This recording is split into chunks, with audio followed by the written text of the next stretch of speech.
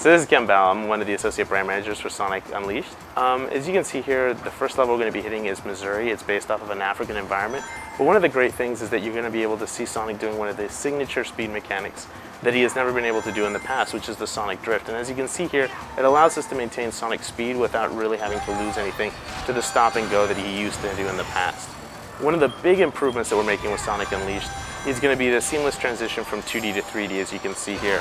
Definitely something that fans have been asking for, and it's very reminiscent of Sonic on the days of the Genesis. As you can still see, we have a lot of signature Sonic moves. We're going to have him grinding on rails, going on bumpers, doing the homing attack that we introduced with the Sonic World Adventure series. And we're also going to have him doing really interesting things like swing on post, example, and a lot of other mechanics that we're introducing for the first time.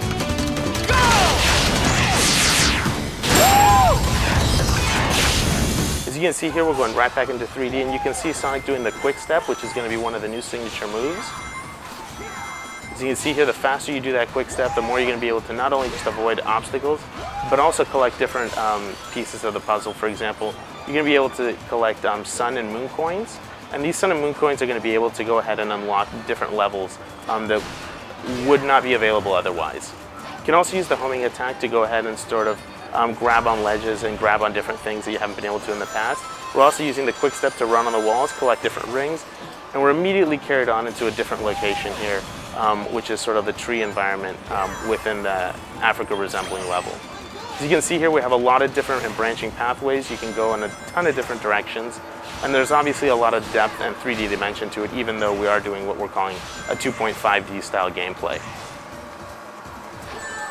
As you can see here, this is one of Sonic's new enemies.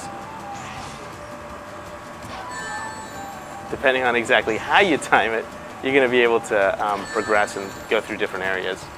As you can also see on the bottom, the more Sonic gets hit, he actually doesn't lose his entire ring count like he used to in the past. We're definitely offering something a little bit more generous for the player there. And again, we're taking Sonic's classic loops, and we're going to go right back into a 3D style environment here.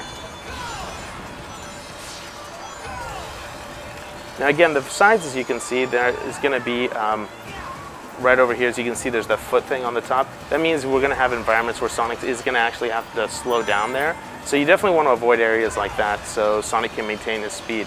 Doing the boost, you can go up to 300 miles an hour, so again, you want to maintain that as much as possible. What we're seeing here is one of the branching pathways. If I get that correctly, I'd be able to go onto the top. Otherwise, I would have to go onto the bottom area and do a much more of a steep climb to get through here.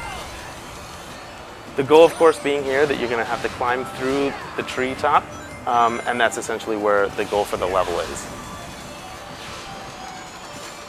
So again, so the more you really boost, the more you're going to be able to access different parts, but also you're going to be able to take shortcuts and really cut down the time that you want. Again, as you can see here, we're doing a little bit more precision platforming.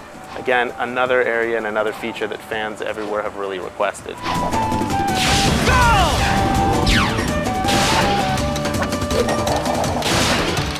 As you can see there's a video cassette tape.